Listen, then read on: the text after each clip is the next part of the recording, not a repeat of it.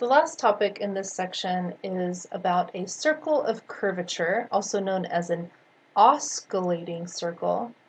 Now, you might think you've heard of oscillating before in terms of a fan, but that's a different word. That's oscillating, fans that rotate side to side. Osculating is something that's growing and shrinking, and it's touching the curve at a tangent. So we see a picture here on the bottom left of the screen. There's this red circle, and it's hugging up against the vector function curve in white.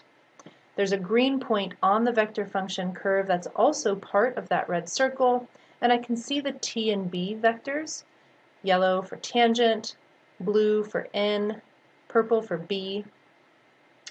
This red circle that's calculated at that point on the curve is called the circle of curvature.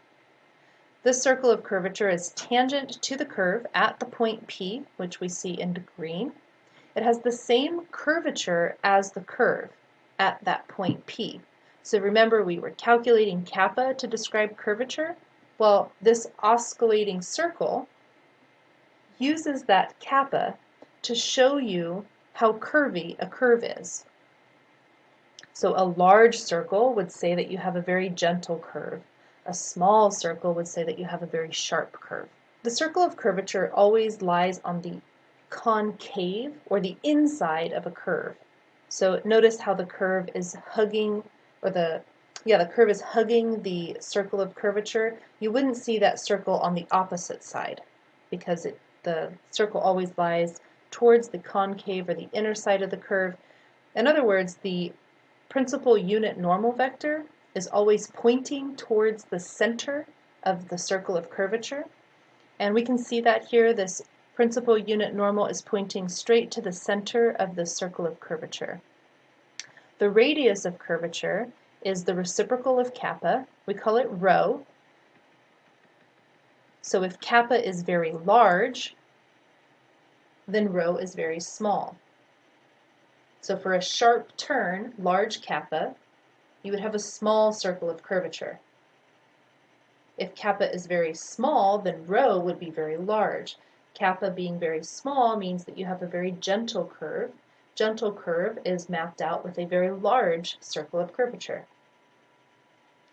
I'm going to show you an animation that helps to relate the curvature and the oscillating circle. So we have our point P on our curve, our vector function curve. I've got the unit tangent vector, and as we watch the point P move on the curve, we can see that the unit tangent vector really is pointing in the direction of motion. And I am going to let it rewind, so technically the point's moving in reverse, which is why the tangent vector is pointing in the opposite direction of motion at the moment. I've added the principal unit normal, and we can see that that blue vector is really acting kind of like a turn signal for the unit tangent vector.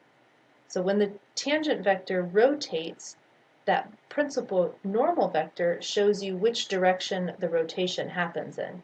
And then lastly, we've added the binormal vector because why not? It actually doesn't contribute at all to this circle of curvature.